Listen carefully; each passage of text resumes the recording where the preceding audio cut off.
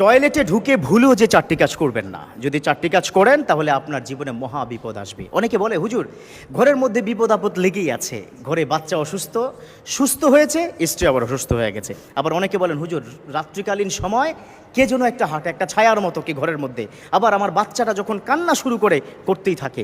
এই যে একটার পর একটা যে ঘরের মধ্যে বিপদ লেগে আছে, তার মৌলিক কারণ কি? তার মৌলিক কারণ হচ্ছে আপনি টয়লেটে ঢুকার সময় চারটি ভুল কাজ আপনি করছেন। এক নম্বর হচ্ছে টয়লেটে ঢুকার সময় বাম পা দিয়ে ঢুকবেন। দুই নম্বর কাজ, আপনি বাম পা দিয়ে ঢুকবেন, তার সাথে কিন্তু আপনাকে একটা দোয়া পড়তে হবে।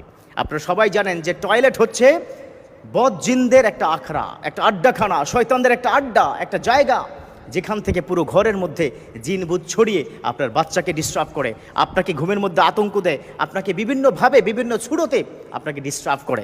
তিন নম্বর, ইটস দ্য মোস্ট ইম্পর্ট্যান্ট, সেটা হচ্ছে মাথার মধ্যে কাপড় দিয়ে ঢুকবেন। কি দিয়ে